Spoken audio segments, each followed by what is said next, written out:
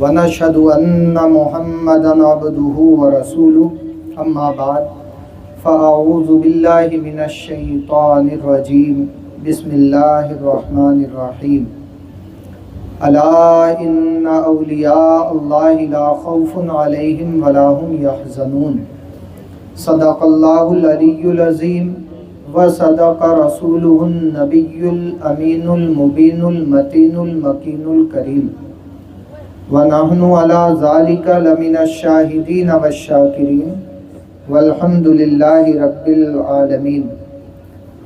رونق افروز علماء کرام سید شفاعت حسنین لطیفی صاحب قبلہ، حضرت مولانا شہباز عالم صاحب قبلہ و دیگر رونق افروز علماء کرام، سامعین کرام، پردہ نشی خواتین اسلام، السلام علیکم۔ عشق و محبت میں درود شریف پڑھیے، ایسا محسوس ہو کہ آپ محفل میں بیٹھے ہوئے ہیں۔ اللہم صلی علی سیدنا و مولانا محمد معدن الجود والکرم والہ وبارک وسلم، صلاۃ و سلام علیک یا رسول اللہ صلی اللہ تعالی علیہ وسلم۔ کسر باقی نہ رکھی بزم امکان جگمگانے میں، کسر باقی نہ رکھی بزم امکان جگمگانے میں، عرب میں چاند نکلا چاندنی پھیلی زمانے میں، اور کسی شے کی تمنا ہی نہیں ہم کو زمانے میں، کسی شے کی تمنا ہی نہیں ہم کو زمانے میں، مدینہ لکھ دیا جائے ہمارے آب و دانے میں، مدینہ لکھ دیا جائے ہمارے آب و دانے میں۔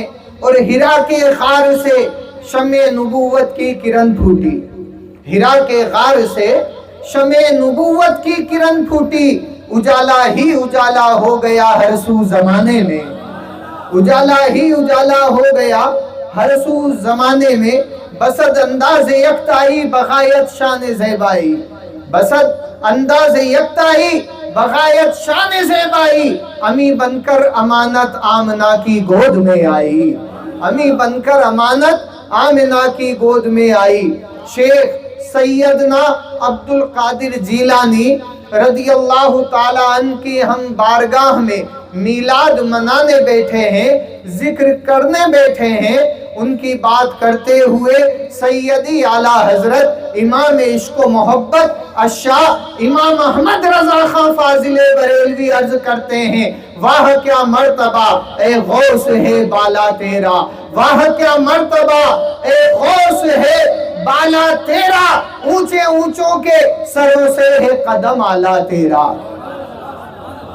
ایسا نہ سمجھیں آپ کی آواز مجھ تک نہیں آ رہی ہے، بالکل آ رہی ہے، باقاعدہ آ رہی ہے، تو اس کا لطف اٹھائیں اور آواز کو یہاں تک نہیں بلکہ بغداد تک پہنچائیں، تاکہ غوث اعظم بھی خوش ہو جائیں کہ میرے عاشق، میرے دیوانے سرزمین کوٹا سے، رنگ تلاؤ رضا نگر کی بستی سے مجھے یاد کر رہے ہیں۔ اور غوث اعظم کا قول سن لے، مریدی لا تخف کہہ کر تسلی دی غلاموں کو، مریدی لا تخف کہہ کر تسلی دی غلاموں کو، قیامت تک رہے بے خوف بندہ غوث اعظم کا، قیامت تک رہے بے خوف بندہ غوث اعظم کا۔ اب یہاں ایک وضاحت آپ سن لیں، بندہ، آج میں آپ کو جواب دینے کے لیے حاضر ہوا ہوں۔ کچھ کیڑے مکوڑے دنیا میں پیدا ہو گئے ہیں، اور کیڑے مکوڑوں سے بھی تشبیہ دینا شاید کہ غلط ہوگا، کیڑے مکوڑوں کو برا لگ جائے گا، کیونکہ دنیا کا کوئی کیڑا مکوڑا ایسا نہیں جو اللہ اور اللہ والوں کی شان کو جانتا اور پہچانتا نہ ہو۔ سب جانتے اور پہچانتے ہیں کہ کیا شان پروردگار ہے اور کیا شان اولیاء اللہ ہے، سب جانتے ہیں۔ لیکن کچھ ایسے لوگ دنیا میں ہو گئے ہیں کہ جو بدبختی پہ بدبختی کیا کرتے ہیں، اور اطمینان سے آج میں آپ کو وہ جواب دوں گا، اطمینان سے انشاءاللہ تعالی میں آپ کو وہ جواب دوں گا کہ ہم اگر غریب نواز کے آستانے پر جائیں، کون کون جاتا ہے؟ ہاتھ اونچا کریں. ماشاءاللہ، سبحان اللہ. اگر لطیفی بارگاہ میں جائیں، اگر ہم صابر پیا کی بارگاہ میں جائیں، اگر ہم بغداد شریف چلے جائیں، اور یہ حسین منظر، ایک اچھی بات سن لیں. معین بھائی نے یہ جلسہ سجایا اور الحمدللہ ہار لوگوں کو پہنائے، علماء اہل سنت کو بڑے محبت سے ہار پہنایا، آپ کو بلایا، اطمینان سے جلسہ سجایا. تو یہ ایک بڑا اچھا عمل انہوں نے کیا ہے. ہم لوگ جتنے موجود ہیں، اہل اسٹیج بھی، اہل مسند بھی، اور آپ بھی، خواتین اسلام جو پردے میں سن رہی ہیں وہ بھی، جتنے لوگ موجود ہیں، ہر ایک کی یہ استطاعت نہیں کہ وہ بغداد چلا جائے. ہر ایک کی اتنی استطاعت نہیں کہ وہ بغداد چلا جائے، غوث اعظم کی بارگاہ میں چلا جائے. لیکن جب ہم محفل سجاتے ہیں تو یقیناً غوث اعظم ہماری محفل میں تشریف لاتے ہیں. ہم نے یہ محفل سجائی ہے، یہ اس بات کا ثبوت ہے کہ ہم بغداد جانے کی استطاعت نہیں رکھتے، ہم بغداد نہیں جا سکتے، لیکن بغداد والے اتنی استطاعت ضرور رکھتے ہیں کہ وہ غلاموں کی محفل میں آ جایا کرتے ہیں، غلاموں کی محفل میں آ جایا کرتے ہیں. لہٰذا یہ بڑی خوشنودی کی بات ہے کہ آپ نے یہ محفل سجائی. اور بات تو ہے ایصال ثواب کی، بات تو ہے ایصال ثواب کرنے کی، اور اس پر یہ غوث اعظم کا ذکر کرنے ہم بیٹھے ہیں تو سوال یہ پیدا ہوتا ہے، یہ جو ہار لے کر آئے، ہار انہوں نے پہنائے علماء اہل سنت کو، سبھی کا استقبال کیا، تو موقع تو غمی کا ہے، بات تو ایصال ثواب کی ہے. لیکن نقطۂ نظر میں آپ تک پہنچا رہا ہوں. ہم میں اور غیر لوگوں میں بڑا فرق ہے، ہماری سوچ میں، مینٹلٹی میں، اور غیر لوگوں کی سوچ میں بڑا فرق ہے. کیا فرق ہے؟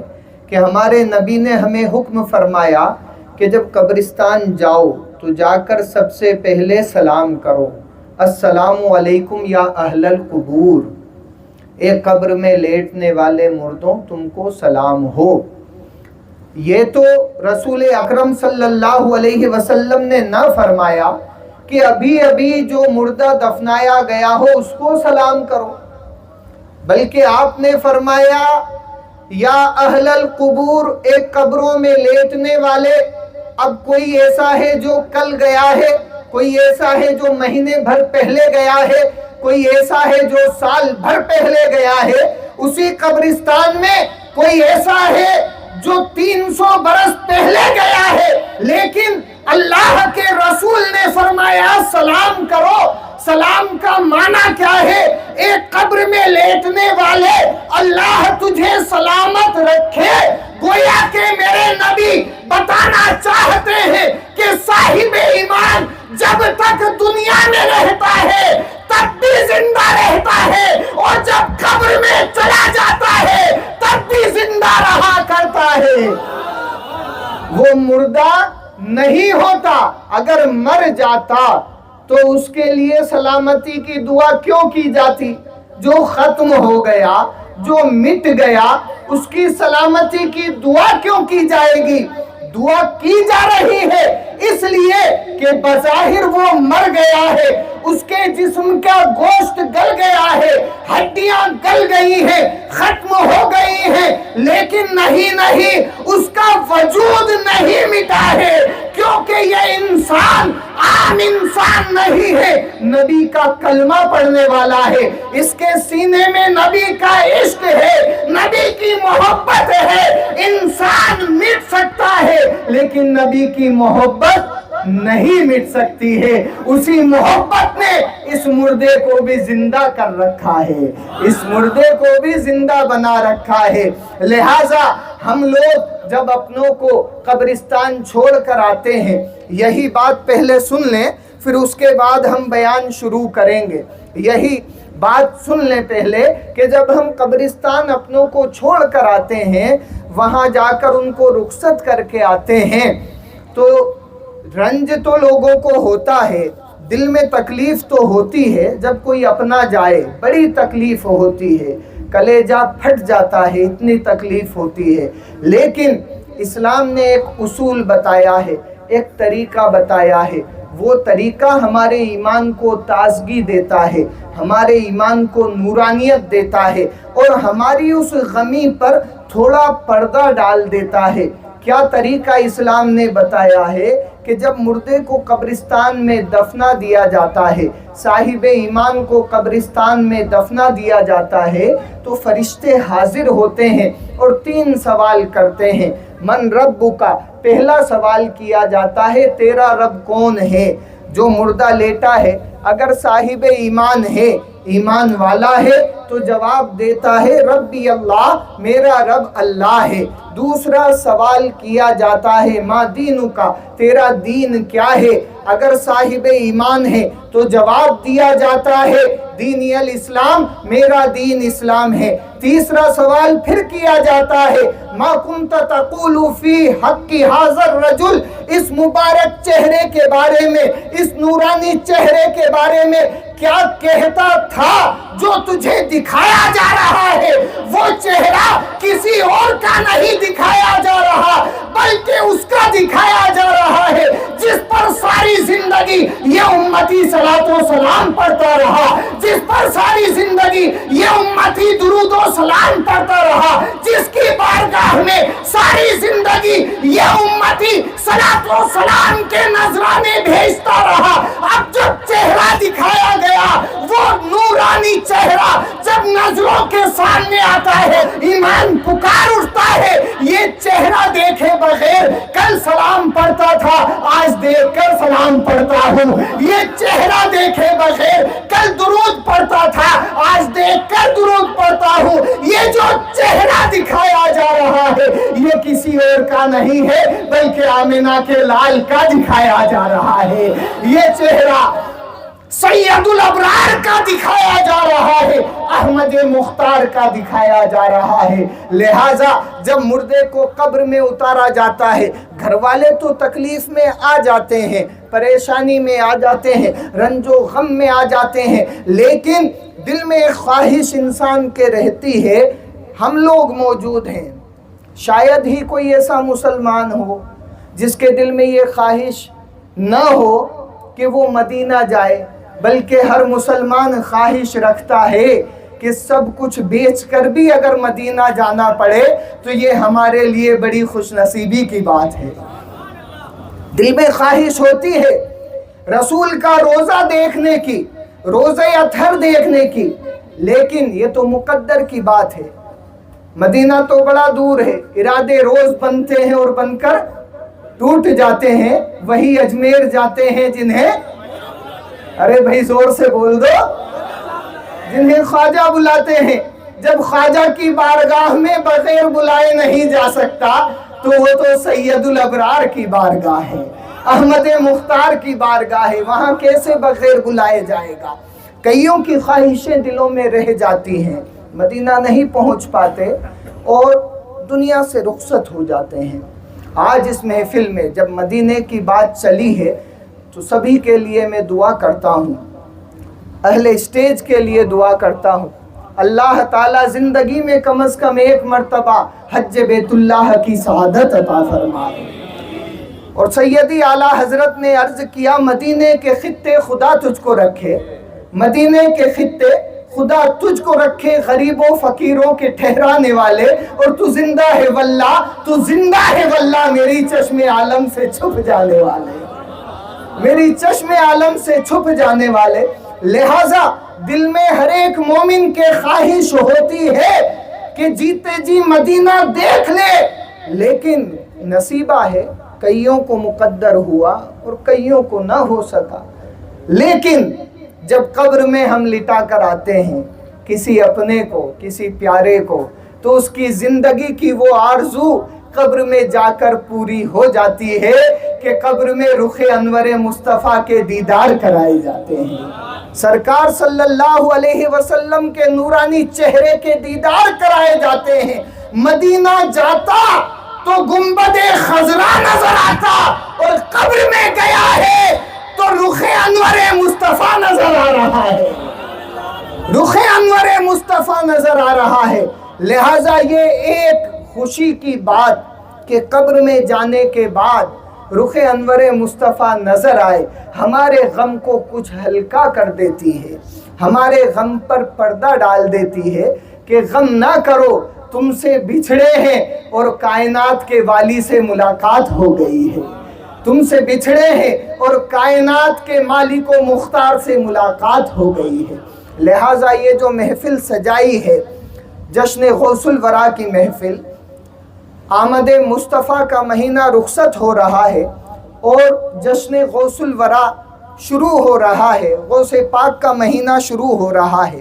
ایک جواب میں آج آپ کے لیے لے کر آیا ہوں، اور وہ سوال ہے کہ کچھ لوگ کہتے ہیں بغداد کیوں جاؤ، اجمیر کیوں جاؤ، صابر پیا کے کیوں جاؤ، لطیفی بارگاہ میں کیوں جاؤ، حاجی علی کے کیوں جاؤ، کربلا کیوں جاؤ، اور مردود کچھ تو ایسے بھی ہیں، مردود ہی کہوں گا، اس سے تو چھوٹا لفظ ان کے لیے بولا نہیں جا سکتا، جو تیرے در سے یار پھرتے ہیں، جو تیرے در سے یار پھرتے ہیں، در بدر یوں ہی خار پھرتے ہیں، در بدر یوں ہی خار پھرتے ہیں۔ دیکھ لینا آپ ایسے لوگوں کو، کندھے پر پوٹلی لٹکائے، کبھی اس گلی میں کبھی اس گلی میں، کبھی وہاں کبھی وہاں کبھی وہاں، کہیے۔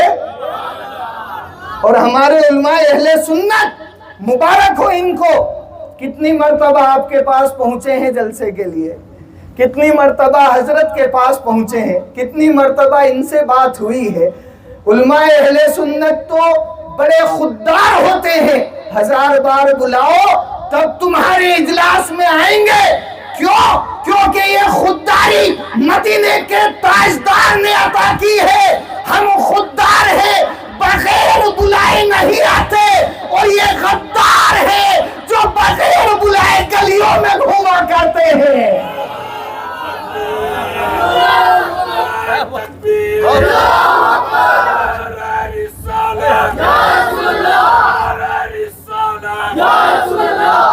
ہم خوددار ہیں، اور یہ سامعین بھی، میں صرف اہل اسٹیج کو نہیں، سامعین کو بھی مبارکباد دیتا ہوں۔ کتنا پرچار کیا گیا ہے، کتنا اعلان کیا گیا ہے، دعوتیں کھلائی گئی ہیں، تب یہ مجمع نظر آ رہا ہے، اور وہ ایسے ہیں بغیر بلائے گھومتے پھرتے ہیں۔ جب سنی عوام کا یہ حال ہے کہ بغیر بلائے نہیں آتی، علماء نہیں آتے، تو پھر سید ابرار تمہارے دلوں میں کیسے آئیں گے؟ تم گستاخ مصطفیٰ ہو، تمہیں تمہاری گستاخی مبارک، تم غدار مصطفیٰ ہو، تمہیں تمہاری غداری مبارک۔ ہم وفادار مصطفیٰ ہیں، ہمیں ہماری وفاداری، ہمیں ہماری وفاداری مبارک، تمہیں تمہاری غداری مبارک۔ پڑے رہو، پڑے رہو، تیرے در سے جو یار پھرتے ہیں، در بدر یوں ہی خار پھرتے ہیں۔ کوئی کیا پوچھے تیری بات رضا، تجھ سے کتے ہزار پھرتے ہیں۔ سیدی اعلیٰ حضرت نے کہا۔ لہٰذا سوال پیدا ہوتا ہے، نسبت پر ہی آج کا بیان انشاءاللہ ہوگا، جواب لے کر جائیں۔ سوال ہوتا ہے کہ بھئی اجمیر جا رہے ہو، کیا ملے گا؟ اجمیر جا رہے ہو، کیا ملے گا؟ صابر پیا کے کیا ملے گا؟ بغداد کیا ملے گا؟ مدینے کیا ملے گا؟ کیوں جاتے ہو؟ اور پھر جو دوستوں کی ایک ٹولی ہوتی ہے، جب وہ مل کر جاتے ہیں تو اس میں سب مزاج کے ہوتے ہیں، تو ایک دوسرے کو جواب دیتا ہے کہ دیکھو اجمیر تو جانا، لیکن وہاں پر صرف ان کے لیے دعا کرنا۔ کن کے لیے؟ اجمیر والوں کے لیے۔ ارے نادان، اجمیر والوں کی دعا سے تو سارا ہندوستان پل رہا ہے، سارا ہندوستان پل رہا ہے۔ ان کے لیے تو کیا دعا کرے گا؟ تجھ جیسے تو ان کے قدموں کی خاک کے برابر بھی نہیں ہے، تو کیا ان کے لیے دعائیں کرے گا؟ جا کر صرف دعا کرنا ان کے لیے۔ اور میں جب مدینہ شریف پہنچا تو وہاں کا منظر، مسجد نبوی کے اندر بھی یہ لوگ موجود رہتے ہیں۔ کہاں پہ؟ مسجد نبوی میں، جہاں اللہ کے رسول صلی اللہ علیہ وسلم کا مزار اقدس ہے، کائنات کے والی کا مزار اقدس ہے، رحمت للعالمین کا مزار اقدس ہے۔ اس جگہ پر کرسی لگا کر یہ لوگ بیٹھتے ہیں، معاذ اللہ۔ اور کرسی کس طرح سے لگاتے ہیں؟ پیٹھ کے پیچھے روزہ اطہر ہوتا ہے، پیٹھ کے پیچھے روزہ اطہر، معاذ اللہ۔ اور کرسی لگا کر ایسے بیٹھتے ہیں اور خطاب کرتے ہیں۔ اور کیا کہا اس نے، مردود نے، کہ دیکھو یہاں آؤ تو ان کے لیے دعا کر کے جایا کرو، معاذ اللہ، ان کے لیے دعا کر کے جایا کرو کہ ان کو اللہ بخشے، ان کی مغفرت کرے۔ قرآن یہ لوگ پڑھتے نہیں، حدیث یہ لوگ پڑھتے نہیں، علماء کو یہ لوگ مانتے نہیں، صرف ان کے ذہن میں گندگی بھری ہوئی ہے۔ تو جو اندر ہے وہی تو آؤٹ پٹ ہوگا، جو اندر ہوگا وہی باہر نکلے گا۔ گندگی ہے تو گندگی ہی باہر آئے گی، اور وہ گندگی اتنی خطرناک ان کی ہے کہ ان کے لیے دعا کرو، اور جب نماز میں بھی سلام پڑھو تو اس کا معنی یہ ہوتا ہے، وہ لوگ بتاتے ہیں، یہ ہوتا ہے کہ اللہ تمہیں سلامت رکھے، اللہ کے نبی کے لیے دعا کرو۔ ارے نادان، ان کو دعا کی ضرورت نہیں، بلکہ ان کی دعا سے تو اس کائنات کا کام چل رہا ہے، ان کی دعا سے تو اس کائنات کا کام چل رہا ہے، تو کیا ان کے لیے دعا کرے گا؟ تو سوال یہ پیدا ہوتا ہے کہ آپ کہیں بھی جاتے ہیں، کسی بزرگ کی بارگاہ میں جب آپ پہنچے، بزرگ کی بارگاہ میں پہنچے تو سوال نسبت کا پیدا ہوتا ہے کہ وہاں سے کیا ملے گا۔ آج یہی جواب انشاءاللہ تعالی آپ کو سننے کو ملے گا کہ نسبت کیا چیز ہوتی ہے۔ نسبت اور خدمت، دو چیزوں پر آپ کو بیان سننے کو ملے گا، ایک نسبت اور دوسری خدمت۔ ہم غوث اعظم شیخ سیدنا عبدالقادر جیلانی کی محفل منانے کے لیے بیٹھے ہوئے ہیں۔ آپ اللہ کے برگزیدہ بندے ہیں، خاص بندے ہیں، اولیاء کرام میں اعلیٰ مرتبت شان آپ کی ہے۔ آپ کا نسب نامہ اگر اپن دیکھیں تو غوث اعظم عبدالقادر جیلانی حسنی حسینی سید ہیں، نجیب الطرفین ہیں۔ ایک طرف آپ کے والد گرامی کا سلسلہ حضرت مولا حسن سے ملتا ہے، اور والدہ کا سلسلہ مولا حسین سے ملا کرتا ہے، یعنی کہ نور ایک طرف مولا حسین سے آتا ہے، ایک طرف مولا حسن سے آتا ہے۔ مولا حسن حضرت مولا علی کرم اللہ وجہہ الکریم کے صاحبزادے، آپ کے بیٹے حضرت امام حسن مثنیٰ، آپ کے صاحبزادے حضرت عبداللہ، ان کے صاحبزادے عبداللہ ثانی۔ اسی سلسلے میں جب آگے بڑھتے ہیں تو ایک صاحبزادہ پیدا ہوتا ہے جس کو ابو صالح موسیٰ جنگی دوست کہا جاتا ہے۔ جب اس کے گھر میں نورانیت کا جلوہ ہوتا ہے تو اس نور کو، اس نور والے کو عبدالقادر جیلانی کہا جاتا ہے، غوث اعظم کہا جاتا ہے، قطب ربانی کہا جاتا ہے، محبوب سبحانی کہا جاتا ہے، اور پیر لاسانی کہا جاتا ہے۔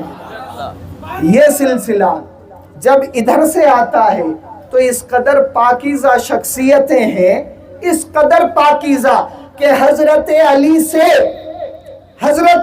سے غوث اعظم تک جتنے لوگ ہیں، خواہ مرد ہو یا عورت، جن کی پشت سے یہ نور حضرت ابو صالح کے گھر میں آیا، جتنے ہوئے سب اللہ کے ولی اور ولیہ بن کر دنیا میں آئے۔ یعنی کہ یہ نور جب مولا علی کی بارگاہ سے چلا ہے تو ولایت لے کر چلا ہے، اور جس کے پاس پہنچا ہے اللہ نے ان کو ولی بنایا ہے۔ اور جب یہ نور غوث اعظم کا حضرت ابو صالح موسیٰ جنگی دوست کی بارگاہ میں آیا تو اللہ نے انہیں بھی اپنا ولی بنایا ہے۔ اور یہی نور جب ادھر سے چلا حضرت امام حسین سے، تو حضرت امام حسین علیہ السلام، آپ کے صاحبزادے حضرت امام زین العابدین، ان کے صاحبزادے حضرت امام باقر، ان کے صاحبزادے حضرت امام جعفر صادق، ان کے صاحبزادے حضرت امام موسیٰ کاظم، ان کے صاحبزادے حضرت امام علی رضا، آگے امام تقی، امام علی نقی، امام جواد۔ جب یہ سلسلہ آگے بڑھا تو پھر حضرت عبداللہ سمائی جو کہ غوث اعظم کے نانا ہوئے وہاں تک پہنچا، آپ کی والدہ فاطمہ ام الخیر تک آیا، جتنے ہوئے سب اللہ کے ولی ہوئے۔ یعنی کہ اللہ نے اپنے محبوب بندے کو جب بھیجا ہے تو ولیوں کے گھرانے سے بھیجا ہے، ولیوں کی بارگاہ سے بھیجا ہے، تو یہ ولی ایسا ولی ہوا ہے جو ولیوں کا تاجدار ہو گیا ہے، ولیوں کا سردار ہو گیا ہے، جسے غوث اعظم کہا جاتا ہے، جسے غوث اعظم کہا جاتا ہے۔ یہ تو آپ کا سلسلہ اللہ کے ولیوں کی بارگاہ سے آنے کا۔ اور غوث اعظم عبد القادر جیلانی جب اس گھرانے میں آئے تو جتنے نام میں نے آپ کو گنائے ہیں، حضرت امام زین العابدین ہوں، امام باقر ہوں، امام جعفر صادق ہوں، امام موسیٰ کاظم ہوں، امام علی رضا، امام تقی، امام نقی علی، امام جواد، حضرت ابو صالح موسیٰ جنگی دوست کی طرف سے دیکھیں تو حضرت یحییٰ زاہد ہوں یا حضرت محمد ہوں، حضرت عبداللہ ہوں، حضرت عبداللہ ثانی ہوں، حضرت موسیٰ ہوں، حضرت حسن مصنع ہوں یا حضرت امام حسن ہوں، یہ جتنے ہیں یہ سارے نور ہے، غوث اعظم نور ہے، اور میرے نبی نور علی نور ہے۔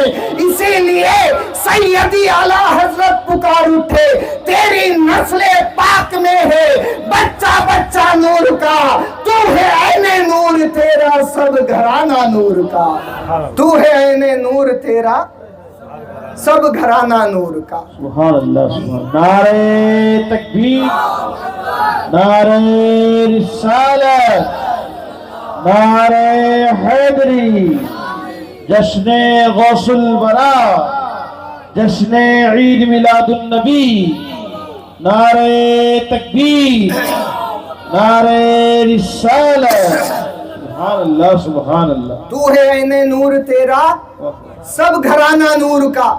گھرانہ ہی نورانی ہے، جس کو دیکھو وہ نورانی ہے، جس کو دیکھو وہ نورانی ہے، جس قلب میں یہ اتر جائے وہ قلب نورانی ہو جائے، جس گھر میں ان کی نورانی محفل ہو جائے وہ گھر نورانی ہو جائے۔ اور مبارک ہو اے رضا نگر والوں کہ یہ بستی بھی آج سے نورانی ہو گئی ہے، کیونکہ غوث اعظم کا ذکر ہو گیا ہے۔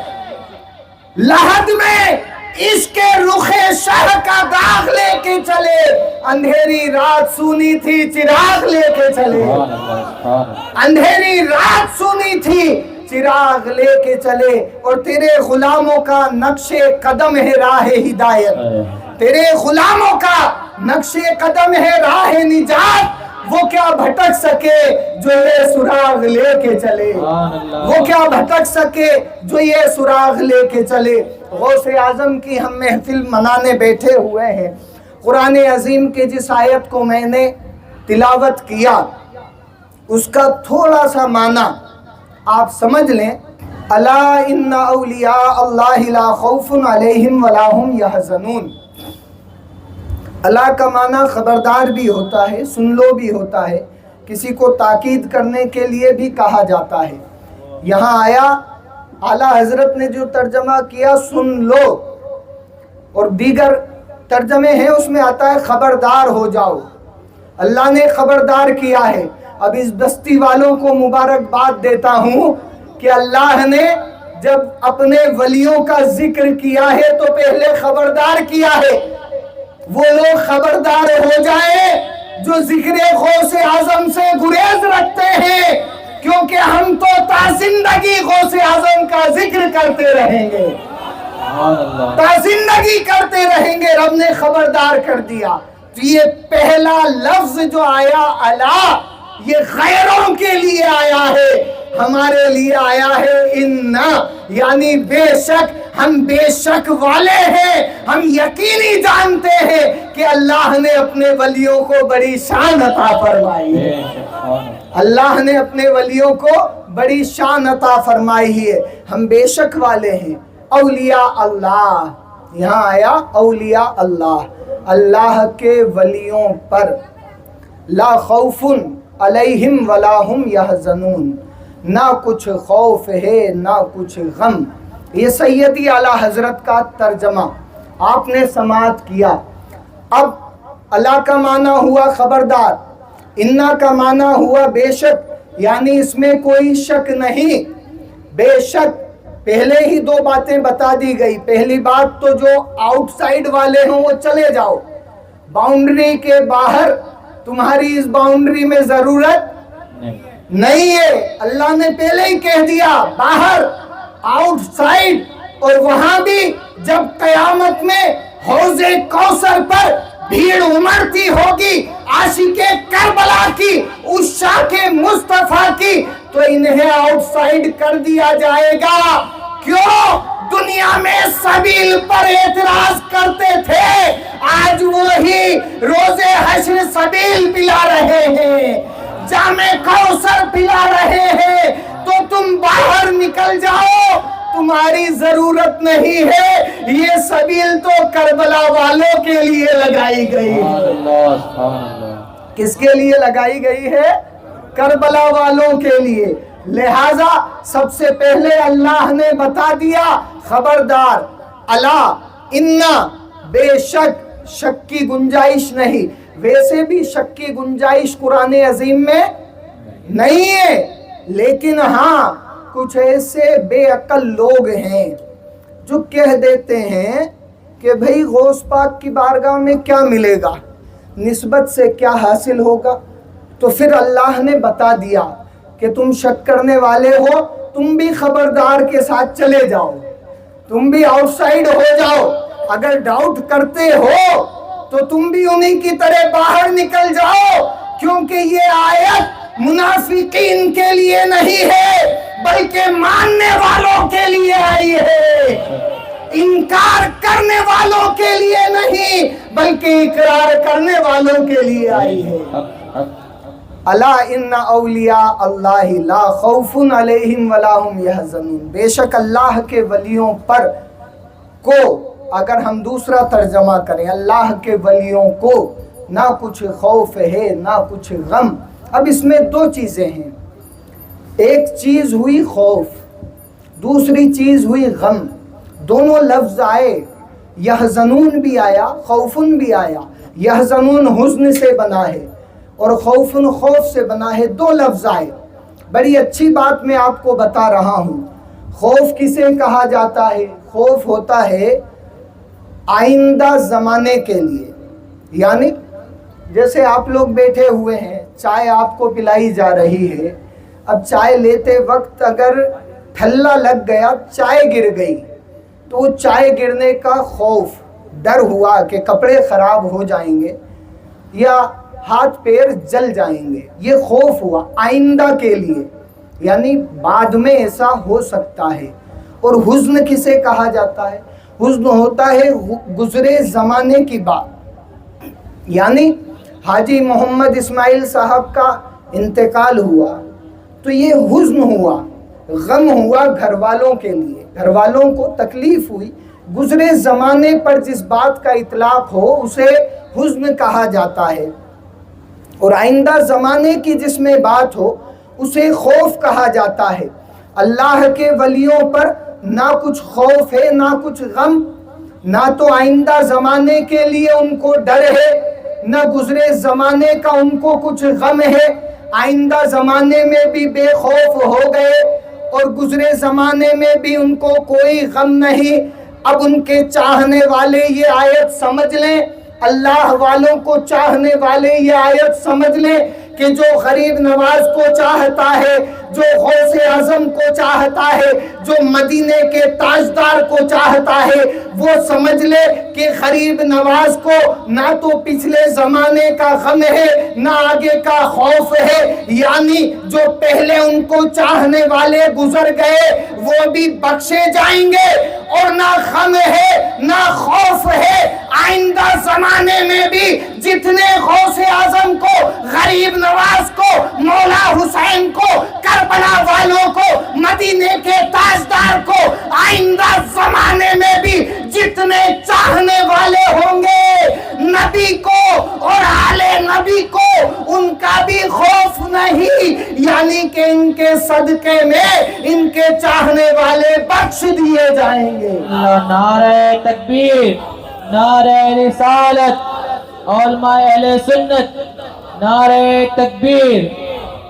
یعنی کہ یہ آیت ہمیں بتاتی ہے کہ اگر تم کسی اللہ والے کے ہو گئے تو پھر تم بھی بے خوف ہو جاؤ، کیونکہ جب ان پر خوف نہیں تو ان کے چاہنے والوں پر کیوں کر خوف ہوگا۔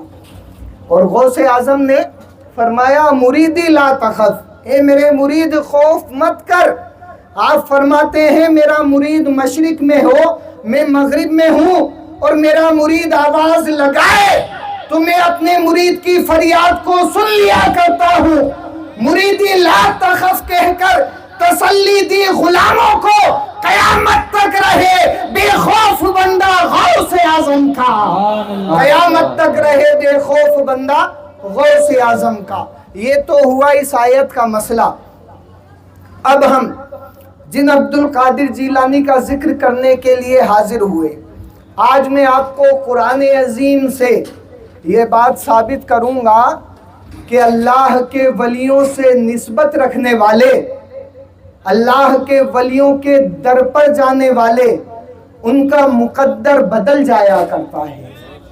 کہیے سبحان اللہ۔ یہ عقیدت کی صرف بات نہیں ہے، عقیدت تو ہماری ہے، یقین تو ہمیں ہے، کیونکہ ہم اہل سنت ہیں۔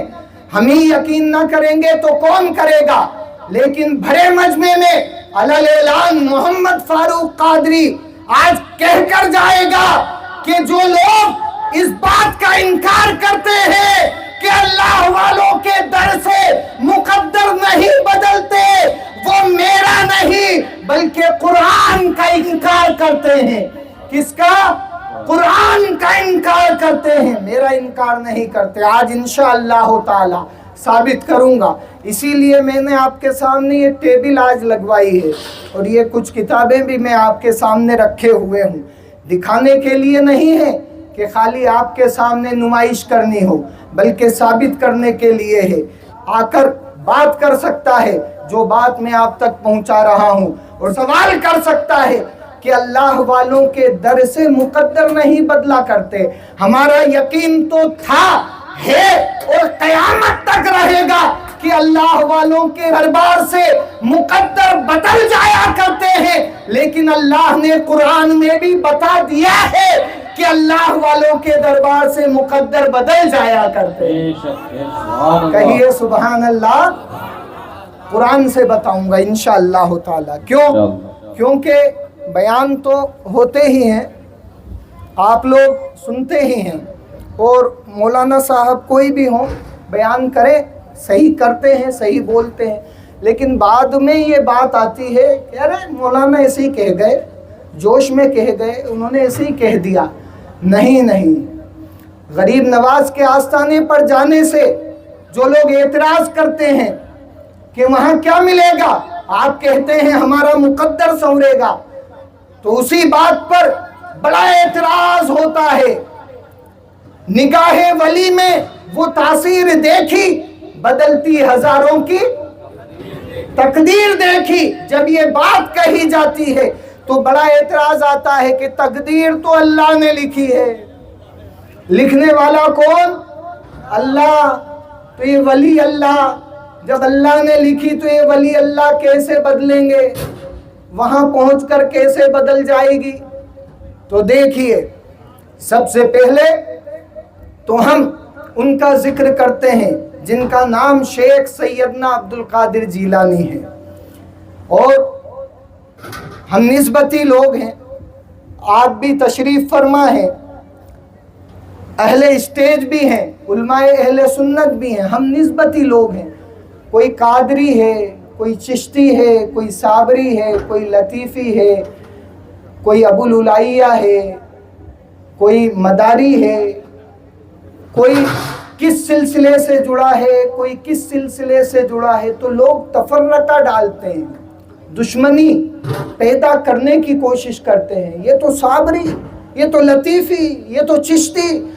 اب کہنے والا یوں کہہ رہا ہے کہ یہ دشمن ہو گئے، نادان یہ دشمن نہیں ہوئے، بلکہ یہ ایک ہی درخت میں آنے والے الگ الگ طرح کے پھول ہیں، کسی کو صابری کہا گیا، کسی کو لطیفی کہا گیا، کسی کو قادری، کسی کو چشتی، کسی کو سہروردی کہا گیا، یہ ایک درخت کے پھول ہیں، اور وہ درخت مولا علی کی ذات ہے، وہ درخت مولا علی کی ذات ہے، سارے سلسلے وہیں سے چلے ہیں اور وہیں جا کر ملتے ہیں، اور پھر وہ سلسلہ میرے نبی کی بارگاہ تک پہنچتا ہے۔ یہ محفل ہم نے سجائی، ہمارے معین بھائی نے بڑی محبت سے اہتمام کیا، بڑا اہتمام کیا، بڑی بڑی کمیٹیاں پھیل ہو جاتی ہیں، میں داد دینا چاہوں گا اور مبارکباد دینا چاہوں گا۔ اہل اسٹیج میں ہمارے شہباز عالم صاحب کو دعوت دی، کامل اشرفی صاحب ہیں، دیگر علماء کرام ہیں، شمشاد عالم صاحب ہیں، اتنے سارے علماؤں کو بلایا۔ پہلے تو لوگ یہی کہتے ہیں اچھا کامل اشرفی کو بلایا تو محمد فاروق نہیں آئے گا، اچھا شہباز عالم کو بلایا تو محمد فاروق نہیں آئے گا، یہ تفرقہ کیوں؟ ہمارا اسلام ایک ہے، ہمارا اسلام بولو، ہمارا قرآن، ہمارا دین، ہمارا رسول، ہمارا رب، جب سب ایک ہے تو یہ امت مصطفیٰ بھی ایک ہے۔ سبحان اللہ، نعرہ تکبیر، رسالت، علماء اہل سنت۔ تفرقہ ڈالتے ہیں۔ معین بھائی نے محفل سجائی تو کہ اچھا یہ تو قادری والا ہو گیا، یہ تو قادری والا ہو گیا۔ میں نے کہا ارے نادانو، جو قادری والا ہے وہی لطیفی والا ہے، وہی صابری والا ہے، وہی غریب نواز والا ہے، کیونکہ ہم سب جس ڈور سے بندھے ہوئے ہیں، ہم ایک ہی ڈور سے بندھے ہوئے ہیں، الگ الگ نہیں ہیں۔ لہٰذا غوث اعظم عبد القادر جیلانی کا ذکر اب شروع کرتے ہیں۔ آپ بڑے پائے کے بزرگ، 470 ہجری میں آپ کی ولادت باسعادت یکم رمضان کو جمعہ کا دن ہوئی، اور آپ کی ولادت سے پہلے 5 خوبیاں آپ کے والدین کو اللہ نے عطا فرمائی۔ پہلی خوبی یہ تھی کہ والد صاحب نے رات کو ایک خواب دیکھا، اور خواب میں اللہ کے رسول تشریف لائے، کہیے سبحان اللہ، اللہ کے رسول تشریف لائے، اور آ کر کہا اے ابو صالح موسیٰ جنگی دوست، تمہارے گھر میں جو بیٹا آ رہا ہے وہ کوئی اور نہیں بلکہ میرا بیٹا آ رہا ہے۔ کتنی شان بڑھا دی غوث اعظم کی ولادت سے پہلے۔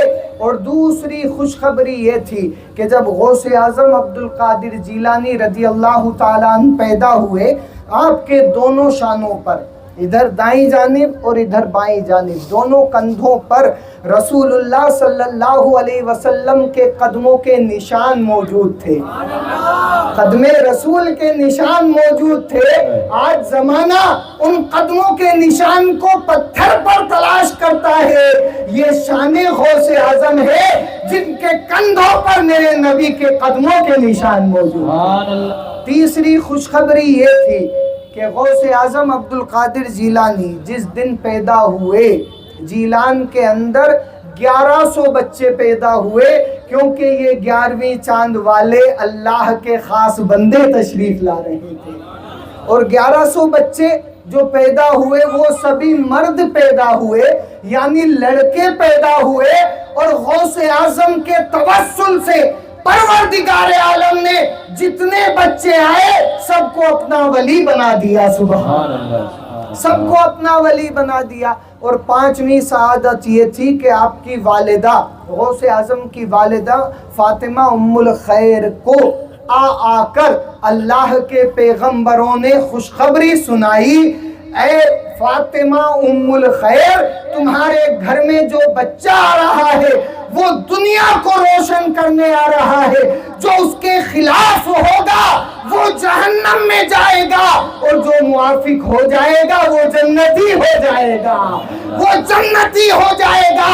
اسی لیے تو میلاد غوث اعظم ہم سجانے بیٹھے ہیں کہ غوث اعظم کا صدقہ ہم غلاموں کو بھی عطا کر دیا جائے، ہم غلاموں کو بھی دے دیا جائے۔ یہ خوشخبریاں ہوئی، غوث اعظم کی ولادت ہوئی 1 رمضان کو، پہلے روزے کو، اور دنیا میں یہ پہلا بچہ تھا، نہ آپ سے پہلے نہ ہی آپ کے بعد کوئی بچہ ایسا دنیا میں نہ آیا کہ جس نے شیر خاری میں روزہ رکھا ہو، دودھ پینے کی عمر میں روزہ رکھا ہو۔ یہ غوث اعظم کی شان تھی کہ جب صبح صادق کا وقت ہوتا اس سے پہلے آپ دودھ پی لیتے، اور جب مغرب کا وقت آتا، افطار کا وقت ہوتا، تب آپ دودھ پیا کرتے تھے۔ ایسا پارسا کوئی ہوگا، ایسا عبادت گزار کوئی ہوگا، ایسا پرہیزگار کوئی ہوگا؟ ہرگز نہیں ہوگا۔ یہ غوث اعظم کی شان ہے۔ اور جو آیت میں نے پڑھی ہے یہ 11ویں پارے کی آیت ہے، کہیے سبحان اللہ۔ اور ذکر بھی 11ویں والے آقا کا کیا جا رہا ہے، غوث اعظم سے نسبت 11ویں کو ہے، اور پارہ بھی 11 ہے۔ اس آیت میں اللہ نے اپنے ولیوں کا ذکر کیا، اور ولیوں میں بڑی شان والے غوث اعظم کی ذات ہے۔ جب آپ نے ہوش سنبھالا تو اپنی والدہ سے کہا کہ میں علم دین سیکھنے کے لیے جانا چاہتا ہوں بغداد، تقریباً 600 سے 700 کلومیٹر کا فاصلہ جیلان سے بغداد کا۔ والدہ کی عمر 78 برس کی تھی۔ اتنی زیادہ عمر میں جب بیٹا ماں سے کہے کہ میں علم سیکھنے جانا چاہتا ہوں تو ماں کے کلیجے پر کیا گزرے گی، دل پر کیا گزرے گی؟ لیکن نہیں، آپ نے خوشی خوشی اجازت دی، اور آپ کو ایک ہدایت دے کر بھیجا۔ فرمایا بیٹا کچھ بھی ہو جائے جھوٹ مت بولنا۔ کیا فرمایا؟ جھوٹ مت بولنا، ہمیشہ سچ بولنا۔ اور 40 دینار آپ کی صدری میں سل کر دے دیے، غوث اعظم کی صدری میں سل کر دے دیے 40 دینار۔ 80 دینار ورثہ میں آپ کو ملے تھے، 40 آپ کے بھائی کے لیے رکھے جس کی عمر کم تھی، اور 40 آپ کی صدری میں سل کر دے دیے۔ قافلہ جا رہا تھا بغداد کو، اسی قافلے کے ساتھ عبد القادر جیلانی بھی لگ گئے۔ قافلے والوں نے سمجھا کہ ہم اس بچے کو لے کر جا رہے ہیں، لیکن حقیقت یہ نہ تھی کہ وہ بچے کو قافلے کے ساتھ لے کر جا رہے تھے، بلکہ یہ بچہ وہ شان والا تھا جو قافلے کو اپنے ساتھ لے کر جا رہا تھا۔ جب ہمدان کی وادیوں تک پہنچے، کچھ آگے بڑھے، تو پھر ڈاکوؤں نے حملہ کیا۔ ڈاکوؤں نے حملہ کیا اور ایسا حملہ کیا کہ سب کو لوٹ لیا۔ جس کے پاس زیورات تھے وہ لوٹ لیے، مال تھا وہ لوٹ لیا، دولت تھی وہ لوٹ لی، قیمتی سامان لوٹ لیا، کچھ بھی نہ بچا۔ اب یہ تنے تنہا عبد القادر جیلانی کھڑے ہوئے تھے خاموشی سے۔ ایک ڈاکو گزرا اور اس نے کہا کہ تمہارے پاس بھی کچھ ہے؟ ماں نے کہا تھا بیٹا جھوٹ مت بولنا، ترنت یاد آ گیا۔ آپ نے کہا کہ نہیں، جھوٹ نہیں بولوں گا، سچائی یہ ہے کہ ہاں میرے پاس کچھ ہے۔ کیا ہے؟ کہ 40 دینار ہیں، بہت بڑی رقم تھی اس زمانے میں۔ تو ڈاکو نے سوچا یہ بچہ ایسے ہی برگلا رہا ہے، آگے بڑھ گیا۔ دوسرا آیا، اس نے پوچھا بیٹا کچھ ہے؟ پھر آپ نے کہا کہ ہاں 40 دینار ہیں. وہ بھی ہنسا اور چل دیا کہ بچہ ہے، برغلا رہا ہوگا، جھوٹ بول رہا ہوگا. اسے نہیں پتا تھا کہ یہ اس اعلیٰ نسل کی اولاد ہے جنہوں نے کربلا میں سر دے دیا ہے لیکن جھوٹ نہیں بولا ہے. وہ نہیں سمجھا. جب پورا قافلہ لوٹ لیا، مال کو بانٹ رہے تھے، تو بانٹتے بانٹتے پھر ڈاکوؤں کے سردار نے کہا، احمد بدوئی اس کا نام تھا، کہ بھائی کیا کسی کے پاس کچھ مال رہ گیا ہے؟ تو پھر اس ڈاکو نے کہا وہ ایک بچہ کہتا ہے لیکن شاید کہ جھوٹ بولتا ہو یا مذاق کرتا ہو، 40 دینار بتاتا ہے. ڈاکوؤں کے سردار نے کہا بلاؤ. بلایا گیا، پوچھا گیا بتاؤ کیا تمہارے پاس کچھ ہے؟ غوث اعظم عبد القادر جیلانی جواب دیتے ہیں ہاں 40 دینار ہیں. ڈاکوؤں کا سردار کہتا ہے کہاں ہے؟ صدری میں سلے ہوئے ہیں. صدری کھولی گئی اور جب دیکھا گیا 40 دینار موجود تھے. ڈاکوؤں کا سردار حیران ہے، کہتا ہے اگر دینار دکھانے تھے تو چھپائے کیوں تھے، اور چھپا لیے تھے تو بتائے کیوں ہے؟ غوث اعظم جواب دیتے ہیں چھپائے اس لیے تھے کہ مال سلامت رہے، اور بتائے اس لیے ہے کہ ایمان سلامت رہے. تکبیر، نعرہ رسالت، علماء اہل سنت. سبحان اللہ. ایمان سلامت رہے. غوث اعظم عبد القادر جیلانی کی بات سن کر احمد بدوئی ششدر رہ گیا، پسینے پسینے ہو گیا، کانپنے لگا. بہت دنیا میں طاقتور دیکھے ہیں لیکن ایسا سچا نہیں دیکھا. جب یہ ماں کا ایسا وفادار ہے تو جس رسول کا کلمہ پڑھتا ہے اس کا کیسا وفادار ہوگا، اس رسول کا کیسا وفادار ہوگا. پوچھتا ہے بیٹے چاہتے تو جھوٹ بول سکتے تھے، مال بھی بچ جاتا، جان بھی بچ جاتی. جواب دیتے ہیں میں نے اپنے نانا جان کی سنت پر عمل کیا ہے. سچ بول کر نہ مجھے جان کی ضرورت ہے نہ مال کی ضرورت ہے، بلکہ سچ بول کر میں مال بھی دے سکتا ہوں اور جان بھی دے سکتا ہوں. یہ پہلی بیعت غوث اعظم کے ہاتھ پر تھی.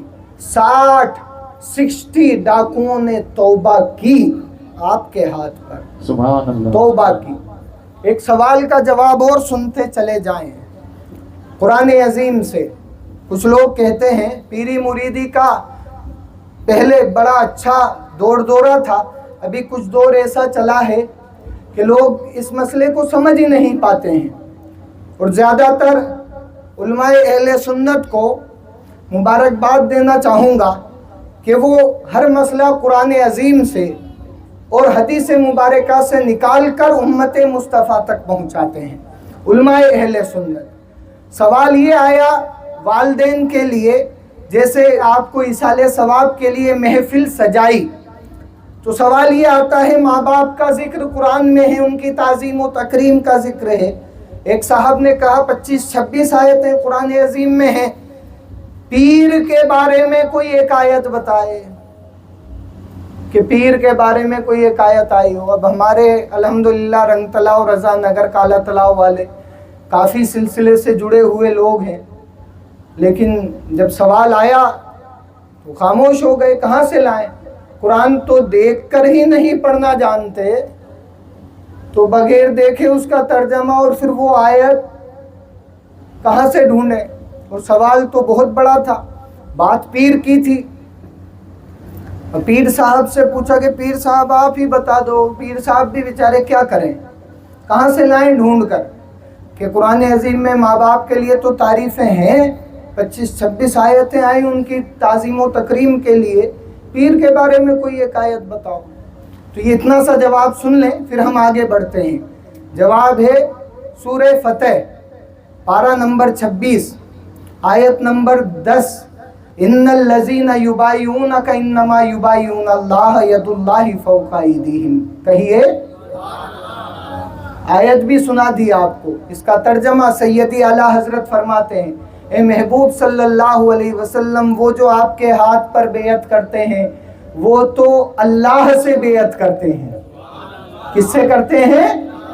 अल्लाह से बेयत करते हैं। यदुल्लाह, उनके हाथों पर आपका हाथ नहीं बल्कि अल्लाह का हाथ रखा हुआ है। तो सिर्फ पीर का जिक्र कुरान में नहीं है, सिर्फ पीर का जिक्र नहीं बल्कि इस आलम में, इस दुनिया में जो सबसे पहला पीर है वो मोहम्मद अरबी की जात है। सबसे पहला पीर अगर कोई है तो अल्लाह के रसूल सल्लल्लाहु अलैहि वसल्लम। अब एतराज करने वाले अगर पीर की बारगाह में एतराज करते हैं तो पहला एतराज रसूलुल्लाह की बारगाह में होता है। और कुरान अजीम में वालिदैन के लिए 25-26 आयतें बताने वाले, सुन लो, इनके लिए इतनी आयतें होंगी, लेकिन अल्लाह के रसूल पर पूरा कुरान नाजिल हुआ है।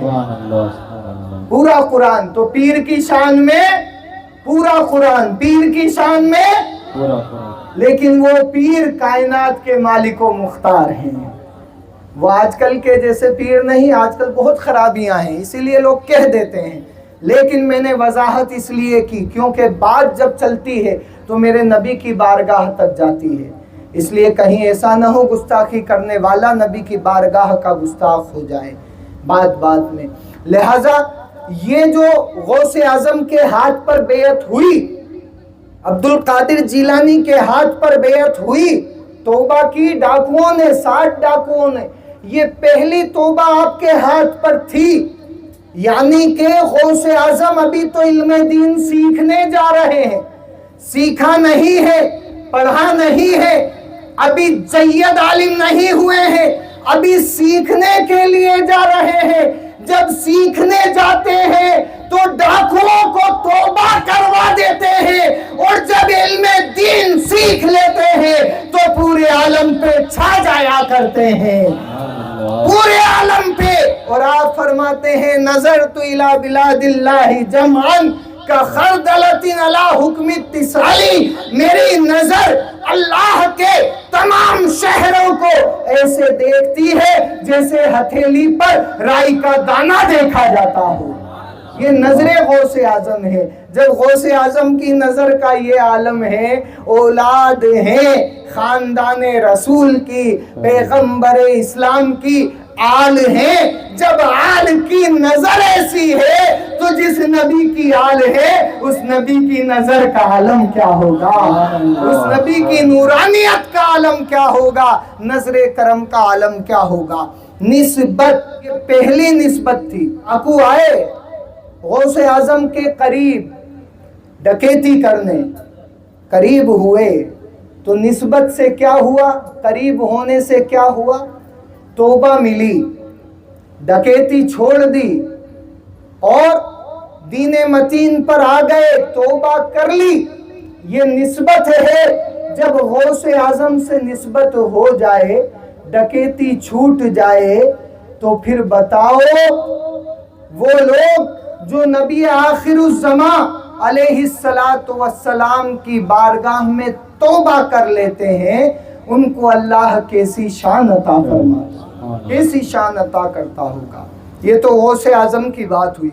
अब सवाल ये पैदा होता है कि भाई गौसे आजम की बात जब हम करते हैं तो कुछ चलते फिरते लोग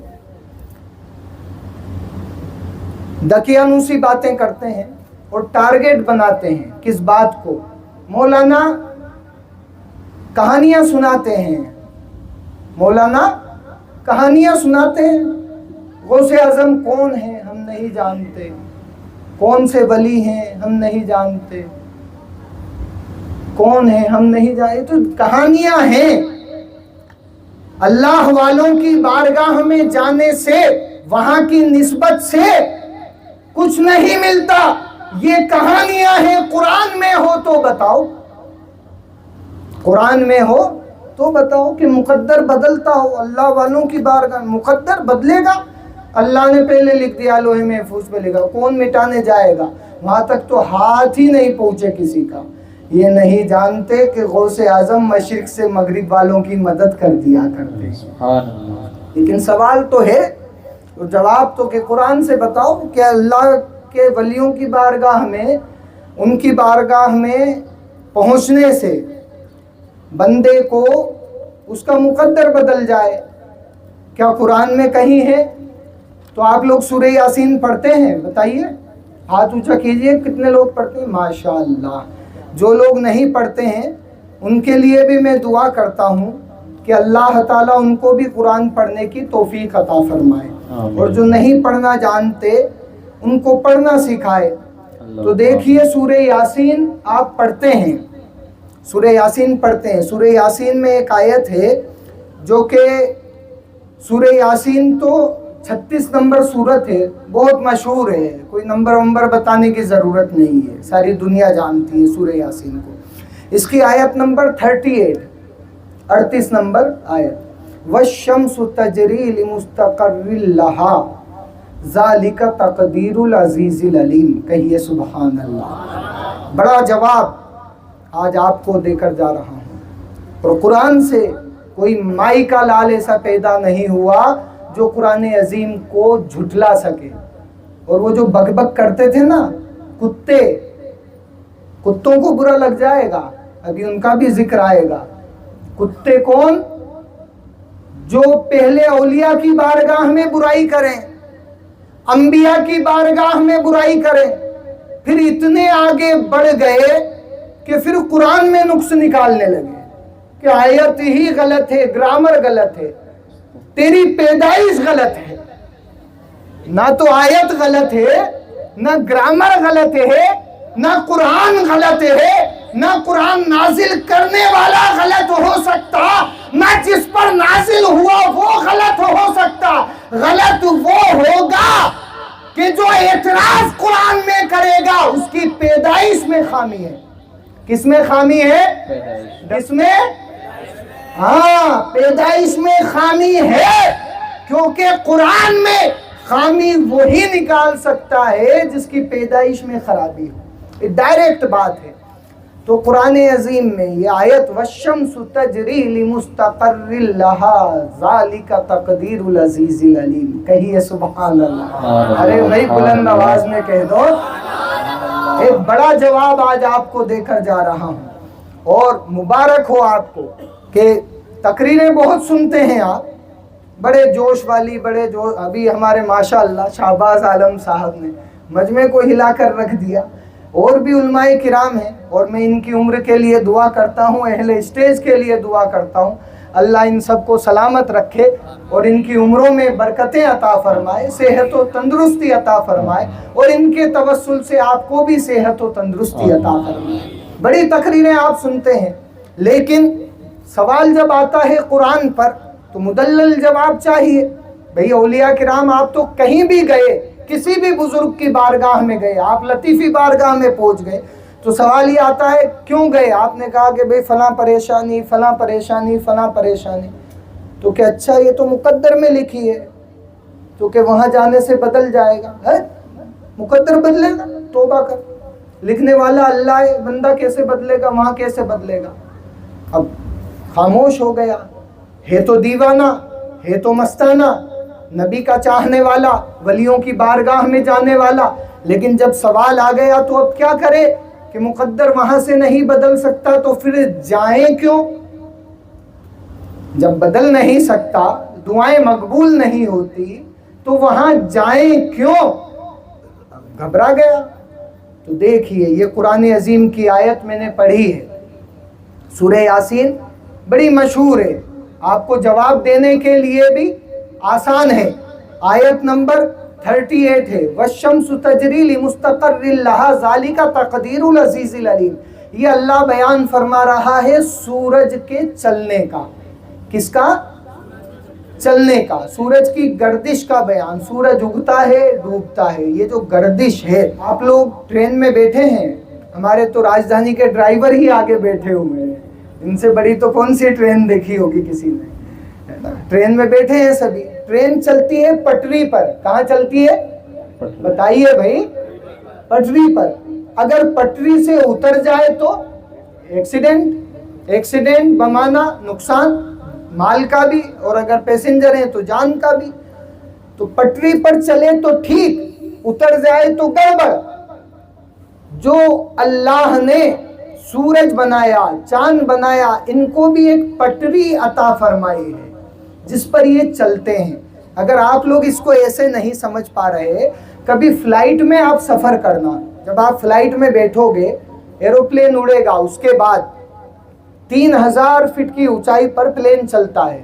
وہاں پر اگر نیچے تھوڑا سا اترے گا تو آپ کو ایسا لگے گا جیسے جھٹکا آیا ہے, آپ ایک سیڑھی نیچے اتر گئے ہیں. اوپر چڑھے گا تو آپ کو لگے گا کہ کوئی بریکر آیا ہے, اوپر ہم بڑے ہیں. یعنی وہ بھی ایک پٹی پر چلتا ہے جسے ہوائی پٹی کہا جاتا ہے. ٹرین بھی پٹری پر چلتی ہے, ہوائی جہاز بھی ہوائی پٹی پر چلتا ہے. یہ سب اقتدا کر رہے ہیں سورج کی, جس کو اللہ نے ایک پٹری پر چلایا ہے. اور اس کا ترجمہ سیدی اعلیٰ حضرت نے کیا ہے, اور سورج چلتا ہے اپنے ایک ٹھہراؤ کے لیے. سورج چلتا ہے ایک ٹھہراؤ کے لیے. یہ حکم ہے زبردست علم والے کا, ذالک تقدیر العزیز العلیم. یہ تو ترجمہ سیدی اعلیٰ حضرت کا ہوا, اور سورج چلتا ہے اپنے ایک ٹھہراؤ کے لیے. لیکن اگر اس کا ترجمہ آسان لفظوں میں, اس کا مفہوم سمجھنا چاہیں تو والشمس, اور سورج, تجری چلتا ہے, بہتا ہے. تجری کا معنی بہنا, چلتا ہے. والشمس تجری لمستقر لہا, ایک مقررہ راستے پر. مفہوم آپ کو بتا رہا ہوں, ایک مقررہ پٹری پر, پٹی پر, ایک راستے پر چلتا ہے سورج, یعنی راستہ نہیں چھوڑتا. ذالک تقدیر العزیز العلیم. سیدی اعلیٰ حضرت نے ترجمہ کیا, یہ حکم ہے زبردست علم والے کا. یہاں تقدیر کو حکم سے تعبیر کیا, لیکن اگر سیدھے الفاظ میں ترجمہ سمجھے تو سورج ایک پٹری پر چلتا ہے, اللہ نے یہ اس کی تقدیر میں لکھا ہے, اس کے مقدر میں لکھا ہے. کس کے مقدر میں؟ سورج کا بھی مقدر ہے. اب یہ سمجھ میں آیا؟ ذالک تقدیر العزیز العلیم. تقدیر قرآن میں صاف لفظ ہے, سورہ یاسین میں. سورج کا بھی ایک کیا ہے؟ مقدر ہے. سورج کا بھی مقدر ہے, تقدیر ہے. سے لوگ تو آئے 40 سال, 50 سال, 60 سال میں گئے, دوسرے آئے گئے, آئے گئے, آئے گئے. سورج جب سے ہے, جب سے دنیا بنی ہے کہ نہیں ہے؟ اور کب تک رہے گا؟ قیامت تک رہے گا. لوگ آتے جاتے رہیں گے, تو اس کی تقدیر تو زیادہ موٹی لکھی ہوگی, چھوٹی موٹی ہوگی کیا بتائیے؟ بہت موٹی لکھی ہوگی جسے کوئی نہیں مٹا سکے. اتنی موٹی تقدیر, اتنی اعلیٰ تقدیر سورج کی. پٹری پر, ایک راستے پر, جو اس کے لیے راستہ بنایا گیا آسمانوں میں, اسی پر چلتا ہے. یہ اللہ نے قرآن میں بتایا. اگر ٹرین پٹری سے اترے تو ایکسیڈنٹ, جان اور مال کا خطرہ, اور اگر سورج اتر جائے تو کیا ہوگا؟ زلزلہ. آواز آ گئی؟ سورج اگر پٹری سے اتر جائے تو جانتے ہیں, سائنٹسٹ بتاتے ہیں 24 گھنٹے 24 آورز اگر سورج کی روشنی صرف 24 گھنٹے زمین سے نہ ٹکرائے کسی بھی حصے سے, تو یہ زمین ہے نا, پوری دنیا یہ ایک برف کا گولا بن جائے گی. کوئی زندہ رہے گا؟ بتائیے, کوئی نہیں رہے گا. جب برف کا گولا بن جائے گی تو کون زندہ رہے گا؟ تو یہ پٹری سے اتر جائے تو بڑی گڑبڑ پیدا ہو جائے, دنیا غرق ہو جائے گی, ڈوب جائے گی, ختم ہو جائے گی, فنا ہو جائے گی. لیکن دیکھیے, آپ حضرات نے یہ تو سنا کہ یہ تقدیر ہے سورج کی, لیکن ایک آیت قرآن عظیم کی اور میں آپ کو سناتا ہوں. سورہ کہف پارہ نمبر 15 آیت نمبر 18, سورت نمبر بھی 18, وَتَحْسَبُهُمْ أَيْقَاظًا وَهُمْ رُقُودٌ وَنُقَلِّبُهُمْ ذَاتَ الْيَمِينِ وَذَاتَ الشِّمَالِ. آگے رب فرماتا ہے وَقَلْبُهُمْ بَاسِطٌ ذِرَاعَيْهِ بِالْوَسِيدِ. کہیے سبحان اللہ. وَقَلْبُهُمْ بَاسِطٌ ذِرَاعَيْهِ بِالْوَسِيدِ. سیدی اعلیٰ حضرت ترجمہ کرتے ہیں اور ان کا کتا اپنی کلائیاں پھیلائے ہوئے غار کی چوکھٹ پر. کن کا کتا؟ اصحاب کہف کا کتا اپنی کلائیاں پھیلائے یعنی ہاتھ کو ڈالے ہوئے چوکھٹ پر موجود تھا کتا. یہ کس کا ذکر ہے؟ اصحاب کہف کا، جو ایک غار میں موجود تھے. پوری سورت ان کے لیے نازل ہوئی، سورہ کہف، اور اس سورت میں ان کا ذکر آیا اصحاب کہف کا. اور ان کی عمر کتنی تھی معلوم ہے آپ کو؟ لبثوا فی کہفہم 300 سنین وازدادوا 9. ان کی عمر 300 برس اور 9 سال اس کے اوپر، یعنی 309 سال. کیا کرتے رہے؟ سوتے رہے. کون کہہ رہا ہے؟ کتنے سال سوئے؟ 309 سال غار کے اندر. اور اس غار کا نظام ایسا تھا، اس غار کی حالت ایسی تھی کہ یہ بیچ میں سوئے تھے جہاں آسمان کھلا تھا. اگر سورج آتا ان پر روشنی پڑتی اٹھ جاتے، کھڑے ہو جاتے. لیکن جب پروردگار عالم کسی کو سلاتا ہے تو سونے کا انتظام بھی فرماتا ہے. کیا کرتا ہے؟ سونے کا انتظام بھی فرماتا ہے. اللہ نے انتظام کیا اور اللہ نے خود سلایا. مرضی سے نہ سوئے، اللہ نے خود سلایا. اور کیسا سلایا؟ وَتَحْسَبُهُمْ أَيْقَاظًا وَهُمْ رُقُودٌ وَنُقَلِّبُهُمْ ذَاتَ الْيَمِينِ وَذَاتَ الشِّمَالِ. اللہ فرماتا ہے تھپک تھپک کر ہم نے سلایا ہے اور ہم ہی اس کی کروٹ بدلا کرتے ہیں. کروٹ کون بدلتا ہے؟ یہ ولی ہے جن کا ذکر قرآن میں آ رہا ہے کہ اگر کروٹ بدلے تو بدلنے والا کون؟ اللہ تعالی. سوئے تو تھپک کر سلائے کون؟ اللہ تعالی. اور 309 برس سوتے رہے 309 سال تک سوتے رہے. یہ تو خود سوئے تھے اور باہر ان کا کتا تھا. کون تھا؟ کتا. اصحاب کہف کا کتا. آج کے دور میں آج آپ کو سبق دینے آیا ہوں کہ مسلمانوں، دنیا کے اندر آندھیاں چلے، طوفان آئے، مصیبت آئے، زلزلہ آئے، بیماریاں آئے، لیکن ہم سمجھتے اور جانتے ہیں کہ ہمارا مذہب ایک ہے. ہمارا مذہب، ہمارا قرآن، ہمارا اسلام، ہمارا رب، ہمارا رسول، ہمارا دین.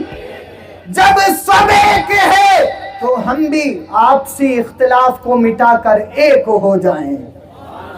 بحر شبلی شیر حق دنیا کے کتوں سے بچا. سلسلے والے موجود ہیں، بخوبی سمجھتے ہیں. بحر شبلی شیر حق دنیا کے کتوں سے بچا، ایک کا رکھ عبد واحد بے ریا کے واسطے. لیکن انہی دنیا کے کتوں میں ایک کتا ایسا بھی ہے جس کا ذکر رب نے قرآن میں کیا ہے اور شان سے کیا ہے، عظمت سے کیا ہے، برتری سے کیا ہے، بلندی سے کیا ہے. یہ تو اصحاب کہف 309 سال سوتے رہے. کتا دروازے پر ہاتھ ڈالے بیٹھا رہا، دروازے پر، غار کے دروازے پر بیٹھا رہا ان کی حفاظت کرنے کے لیے کتا. اب اللہ تعالیٰ قرآن عظیم میں فرماتا ہے وَتَرَى الشَّمْسَ إِذَا طَلَعَتْ تَزَاوَرُ عَنْ كَهْفِهِمْ ذَاتَ الْيَمِينِ وَإِذَا غَرَبَتْ تَقْرِضُهُمْ ذَاتَ الشِّمَالِ وَهُمْ فِي فَجْوَةٍ مِّنْهُ. اللہ تعالیٰ فرماتا ہے وَتَرَى الشَّمْسَ. ہمارے میں اللہ اپنے محبوب سے فرماتا ہے اے محبوب آپ نے دیکھا ہے. کیا فرماتا ہے؟ آپ نے دیکھا ہے ہمارے نبی سے ہزاروں برس پرانی بات ہے، نبی ابھی دنیا میں تشریف نہیں لائے ہیں، ہزاروں برس پہلی بات ہے۔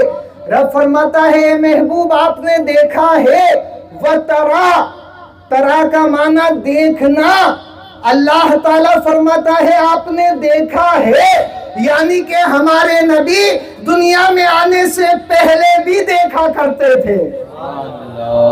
یہ رب قرآن میں فرماتا ہے وَتَرَا الشَّمْسَ اِذَا طَلَعَتْ، شمس یعنی سورج کو، وَالشَّمْسُ تَجْرِي لِمُسْتَقَرٍّ لَهَا، وہاں بھی شمس آیا سورہ یاسین میں، اور یہاں بھی شمس آیا۔ شمس کا معنی سورج، کیا معنی؟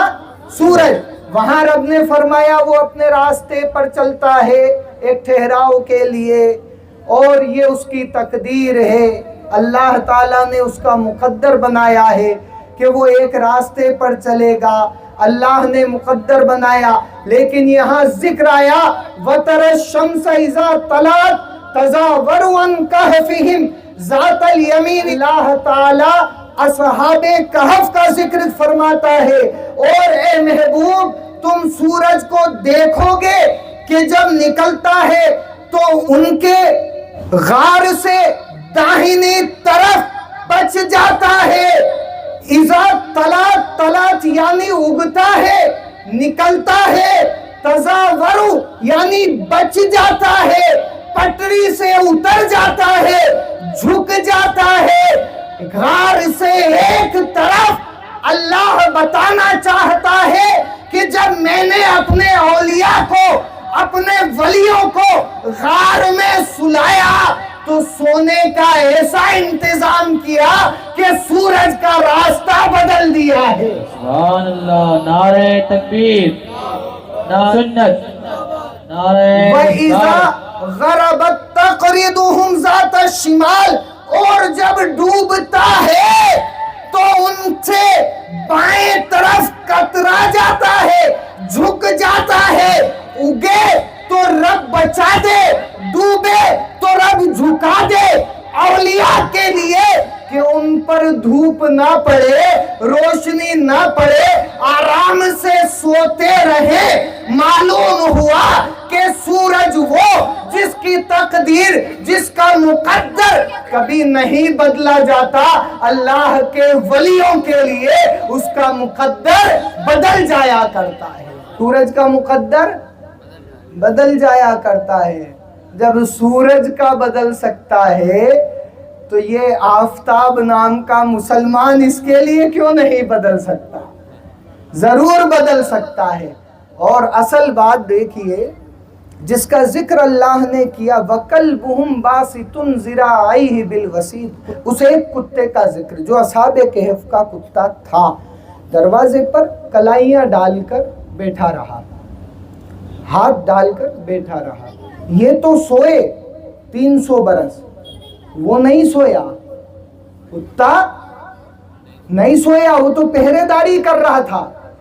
اب بتاؤ اللہ تعالیٰ نے جو اصحاب کہف کے لیے انتظام کیا، سورج کترا گیا، جھک گیا، بچ گیا، سورج نیچے آ گیا کہ ان پر دھوپ نہ پڑے، اسی سورج کا انتظام پروردگار عالم نے ایسا کیا تھا کہ کتا بھی دھوپ سے بچ جایا کرتا تھا، دھوپ سے کتا بھی بچ جایا کرتا تھا۔ یہ 309 برس سوتے رہے، کتا جاگتا رہا، سونے والوں کا بھی کچھ نہ بگڑا اور جاگنے والے کا بھی کچھ نہ بگڑا، وہ حفاظت میں تھا۔ ان کی اصحاب کہف کی حفاظت کے لیے غار کے مہانے پر، دروازے پر بیٹھا رہا۔ اور مبارکباد دیتا ہوں اہل سنت والجماعت کے نوجوانوں، اہل سنت والجماعت پر قائم رہنے والوں، اور علل اعلان کہتا ہوں وہ جو اللہ کے ولیوں کی بارگاہ میں جانے کے لیے کہتے ہیں مقدر نہیں بدلتا، تو قرآن پڑھ کر دیکھو کہ اللہ نے جب سورج کا مقدر اللہ کے ولیوں کے لیے بلکہ ان کے دربان کتے کے لیے بدل دیا تو امت مصطفیٰ کے لیے کیوں نہ بدلا جائے گا؟ کیوں نہ بدلا جائے گا؟ ضرور بدلا جائے گا۔ اور اتنا ہی نہیں، آخری بات اس کلام کی جو آیت میں نے آپ تک پہنچائی کہ اللہ نے سورج کا رستہ بدلا، اور کتنے دن بدلا؟ 1 دن، 2 دن، 3 دن، 309 سال۔ کتنے دن؟ اب بتاؤ، آج تو ہم تھوڑی سی دعائیں لے کر کسی ولی کی بارگاہ میں پہنچے، تھوڑی سی، ذرا سی، 1 دن، 1 سال، 1 زندگی کی دعائیں، 309 سال تک اللہ نے تقدیریں بدل دی سورج کی۔ کتنی تقدیریں بدلی ہے؟ روز ایک تقدیر تھی، تجھے اس راستے پر جانا ہے، 309 سال تک روزانہ تقدیریں بدلی گئی، تو امت مصطفیٰ کی کیوں نہ بدلی جائیں گی؟ ضرور بدلی جائیں گی اولیاء کرام کے دربار سے۔ کتا، دنیا کے اندر بہت سارے کتے ہیں، لیکن یہی پیغام ہے کہ نسبت سے کیا ملتا ہے، نسبت سے کیا ملتا ہے اور خدمت سے کیا ملتا ہے۔ یہ کتا جو تھا اصحاب کہف کی نسبت رکھتا تھا اور ان کی خدمت میں تھا، وہ اندر آرام فرما تھے، یہ دروازے پر، غار کے مہانے پر، غار کے راستے پر، دروازے پر کلائیاں ڈال کر بیٹھا تھا، خدمت میں، اولیاء کرام کی نسبت میں بیٹھا ہوا تھا۔ اللہ نے ایسا نوازا کہ دنیا میں جتنے لوگ آئے، چنندہ لوگ جنت میں جائیں گے، سب نہ جائیں گے، جو صاحب ایمان ہوں گے وہی جنتی ہوں گے، کسی جانور کو جنت میں نہ بھیجا جائے گا، بالخصوص کتے نہ جائیں گے، لیکن یہ اصحاب کہف کا کتا اللہ نے ولیوں کی محبت میں ایسا نوازا ہے کہ اس کتے کو دمبے کی شکل میں جنت میں داخل کیا جائے گا۔ اللہ سبحان اللہ، دمبے کی شکل میں جنت میں کون جائے گا؟ کتا جائے گا، اصحاب کہف کا۔ جب اصحاب کہف کا کتا ان کی محبت میں زندگی گزارے، جنتی ہو جائے، تو ہم تو غوث اعظم کے غلام ہیں، غوث اعظم کے نام لیوا ہیں، غوث اعظم کو ماننے والے ہیں، امت مصطفیٰ ہے، غوث اعظم کے چاہنے والے کیوں نہ جنتی بنائے جائیں گے۔ اب آخری بات آپ سماعت کر لیجئے، یہ تو ذکر تھا اصحاب کہف کا کہ اللہ نے ان کے لیے تقدیر بدلی۔ اللہ کے ولیوں کی بارگاہ میں مقدر بدلا کرتے ہیں، ثابت ہوا نہیں ہوا؟ ہو گیا۔ کوئی پوچھے تو بتا دینا، سورہ یاسین کی آیت نمبر 38 ہے اور اصحاب کہف کا ذکر ہے آیت نمبر 18 ہے۔ اس میں اللہ نے صاف بتا دیا ہے کہ تقدیر بدل دی سورج کی، اسے جھکا دیا، بچ کر نکلا سورج، بچ کر نکلا، بچ کر ڈوبا، کترا کر ڈوبا۔ لہٰذا یہ تو اصحاب کہف کی بات ہو گئی۔ اب سوال یہ آتا ہے کہ کیا حدیث میں بھی اللہ کے نبی کی بارگاہ سے کچھ حاصل ہوتا ہے؟ اتنا نام لیتے ہو، ذکر کرتے ہو، میلاد مناتے ہو۔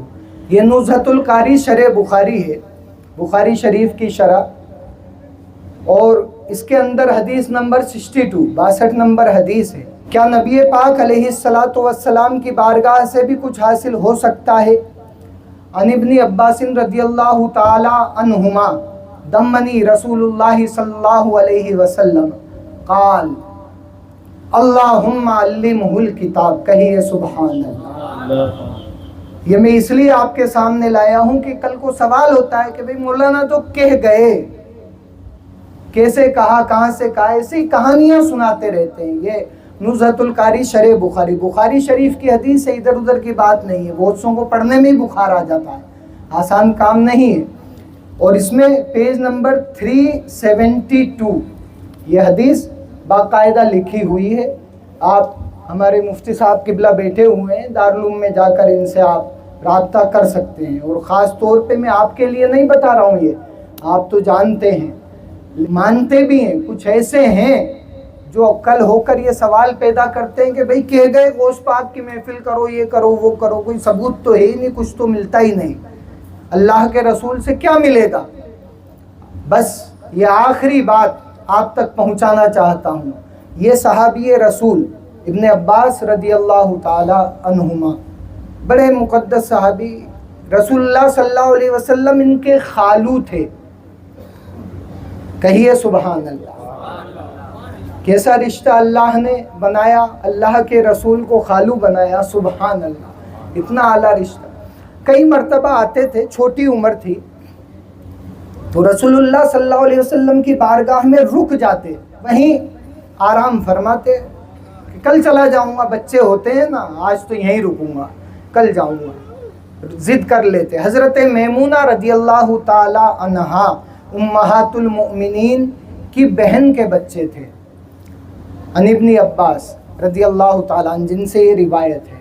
اور ان کا ذکر آتا ہے کہ ذہن بڑا کمزور تھا، کچھ یاد نہیں رہتا، دل دماغ کام نہیں کرتا، کئی مرتبہ شکایت کی گئی. تو یہ ایک مرتبہ رک گئے اللہ کے رسول صلی اللہ علیہ وسلم کی بارگاہ میں. کتنا مبارک وہ بچہ ہوگا کہ جس کو رکنے کے لیے اللہ کے رسول کا دربار ملا ہے. اللہ کے رسول کا دربار جس کو مل جائے، سبحان اللہ، کیا بات ہے. رات کو رک گئے. اب ذہن کمزور تھا، دل دماغ کام نہیں کرتا تھا، لیکن آگے جا کر جب ان کا علم بڑھا تو یہ رئیس المفسرین ہو گئے، ترجمان القرآن ہو گئے. کیا ہو گئے؟ رئیس المفسرین ہو گئے، ترجمان القرآن ہو گئے.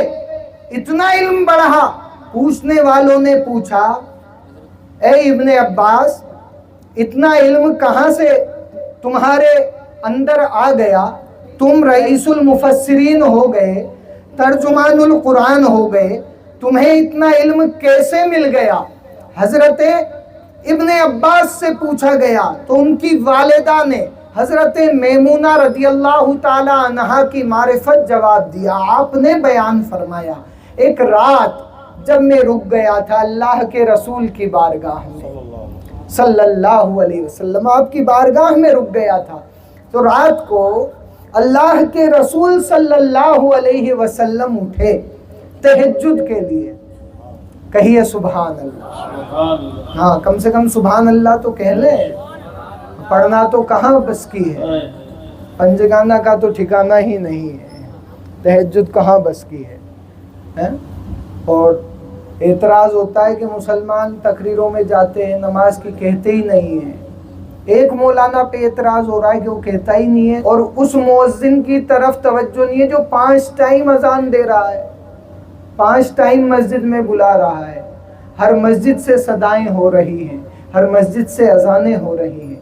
کیا یہ بھی کوئی موضوع ہے کہ نماز کا بتایا جائے کہ نماز پڑھو، وہ بھی مسلمان کو، کہ تو نماز پڑھ لے، یہ بتایا جائے صاحب ایمان کو؟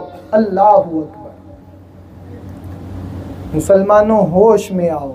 یہ مدہوشی ہی ہے جس نے آج ساری دنیا میں کوہرام مچا رکھا ہے. ہوش میں آؤ. اگر اپنے اعمال نہیں سدھار سکتے تو سمجھ لو ابھی کچھ ہوا نہیں ہے. لکھ کر رکھ لینا میرے ان الفاظ کو، ابھی کچھ نہیں ہوا ہے. کاغذ پین لے کر گھر جا کر لکھ کر سونا. اگر نہیں اپنے اعمال سدھارے تو وہ دیکھو گے جس کا کبھی تصور نہیں کیا جا سکتا. سدھر جاؤ، اعمال درست کر لو.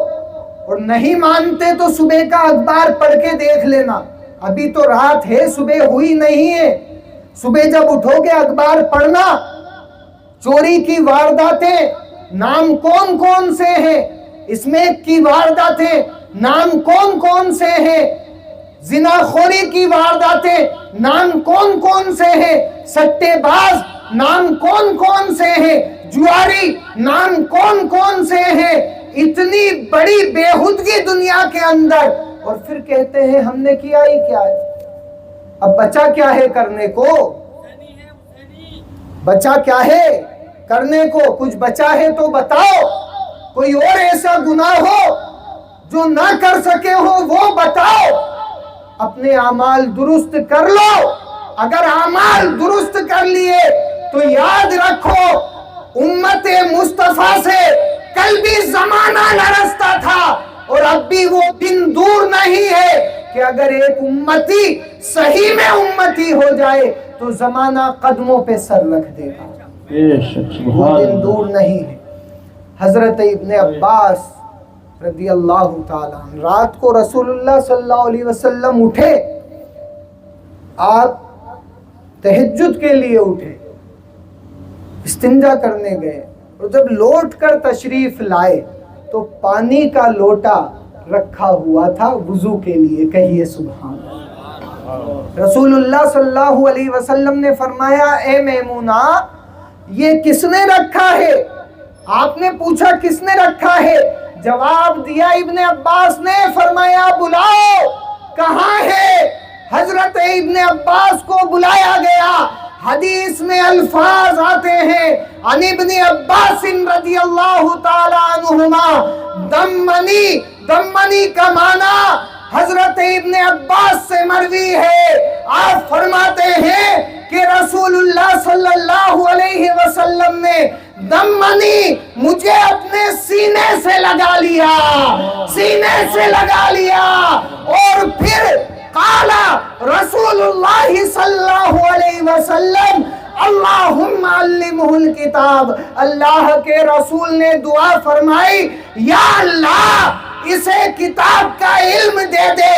اتنا کہنا تھا کہ وہ ابن عباس جو اب تک کچھ نہ جانتا تھا، وہ ابن عباس جو علم سے باخبر نہیں تھا، وہ ابن عباس جو اب تک علم میں سرابور نہیں تھا، وہ ابن عباس جو اب تک علم سے ناآشنا تھا، رسول اللہ صلی اللہ علیہ وسلم نے سینے سے کیا لگا لیا کہ اب وہ رئیس التفاسیر ہو گیا ہے، رئیس المفسرین ہو گیا ہے، ترجمان القرآن ہو گیا ہے۔ معلوم ہوا کہ اگر کسی کو کچھ ملے گا تو نسبت انبیاء اور اولیاء سے ملے گا، خدمت انبیاء اور اولیاء سے ملے گا۔ جو ان کے در پر پہنچ گیا اس کی زندگی بھی آباد ہے اور آخرت بھی آباد ہے، دو جہان آباد ہیں۔ نگاہ بانی عطا کر دیں، بھری جنت ہبا کر دیں، نبی مختار کل ہے جس کو جو چاہے عطا کر دے۔ جہاں میں ان کی چلتی ہے وہ دم میں کیا سے کیا کر دے، جہاں میں ان کی چلتی ہے وہ دم میں کیا سے کیا کر دے، زمین کو آسماں کر دے، سریا کو سرا کر دے۔ سبحان سبحان اللہ، نعرہ تکبیر، نعرہ رسالت، اللہ اکبر، یا رسول اللہ، سبحان اللہ۔ یہ محفل اسی لیے سجائی گئی ہے کہ ہم اپنی عادات بھی سنواریں، اپنے اطوار بھی سنواریں، اور وہ لوگ جواب آج یہ ان لوگوں کو ہے جو اللہ والوں سے موڑتے ہیں، کچھ نہ ملے گا، تقدیر بدل جاتی ہے اللہ والوں کے دربار میں، تو تقدیر بدل جایا کرتی ہے۔ نگاہ ولی میں وہ تاثیر دیکھی، بدلتی ہزاروں کی تقدیر دیکھی۔ وما علینا الا البلاغ المبین۔ السلام علیکم۔